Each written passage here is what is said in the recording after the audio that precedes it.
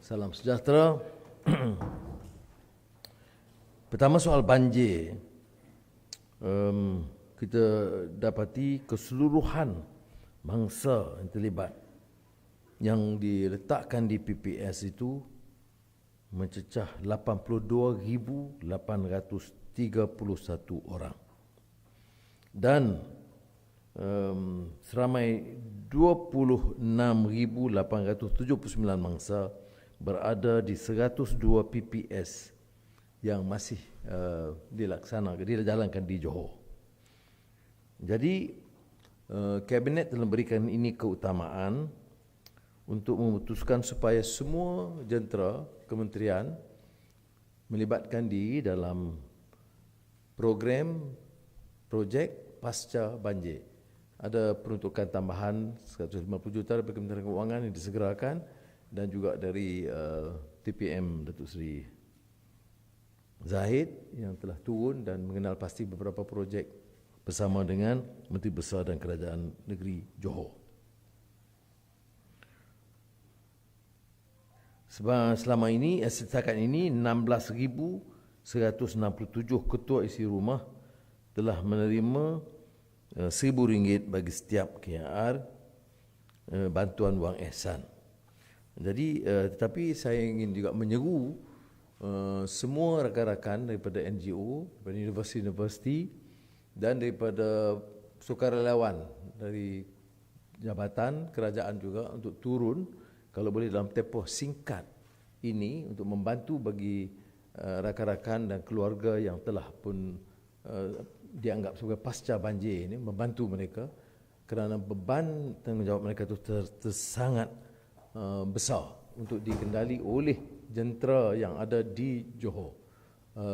Saya telah hubungi Menteri Besar dan Kerajaan Negeri Selangor untuk memberikan bantuan segera, tapi sekarang ini masa pasca banjir ini memerlukan sukarelawan yang sangat ramai dan keperluan-keperluan asas yang lain, kemudahan yang mereka perlukan seperti pancutan air, water jet ini semua akan ditambah oleh kerajaan. Itu yang pertama. Yang kedua ini ialah beberapa perkembangan semasa. Kita harus tegaskan ya, walaupun apa saja singgungan dan fitnah dan serangan kepada kerajaan perpaduan, saya tegaskan bahawa kita tetap teguh pertahankan prinsip perlembagaan negara.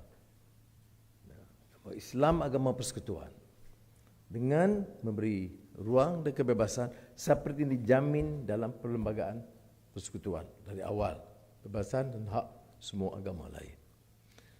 Kalau ada beberapa isu yang berbangkit harus dileraikan dengan baik supaya jangan ada perseteruan ataupun salah sangka atau prasangka. Dan ini termasuklah yang dibangkitkan baru-baru ini tentang kunjungan ke masjid yang tidak harus melibatkan kerajaan sama sekali, dan sekiranya ada apa-apa peraturan pelanggaran ataupun menimbulkan sedikit sebanyak sensitiviti kaum, perkara ini harus dileraikan melalui perundingan. Itu yang pertama. Yang kedua, kerajaan ini ada kerajaan dengan dasar jelas ke arah Malaysia Madani, teguh dalam pertahanan nilai dan akhlak, dan kukuh dengan semangat kita menyatu padu rakyat, pelbagai kaum dan agama. Kita katakan kita inklusif.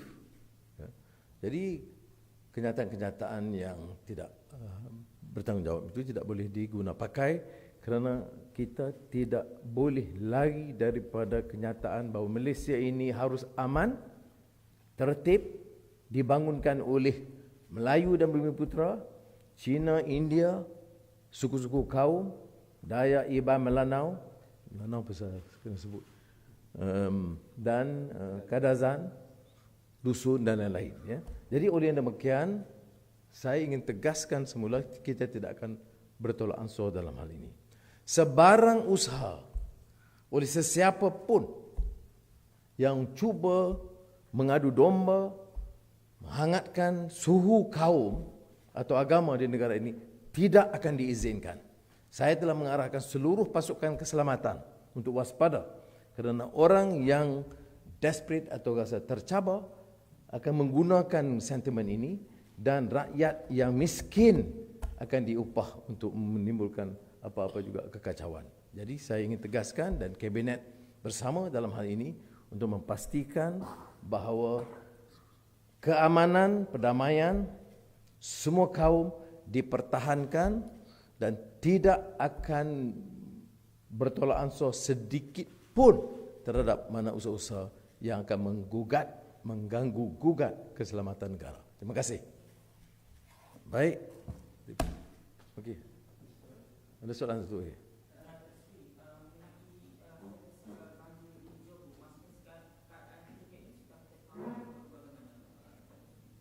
Sekarang ini keadaan terkawal. Tapi ada usaha-usaha orang yang kehilangan kuasa untuk menggunakan ini meniupkan sentimen kaum dan agama. Jadi sekiranya tindakan itu melampau mengganggu-gugat, pihak keselamatan akan keras dan tegas bertindak. Baik, terima kasih.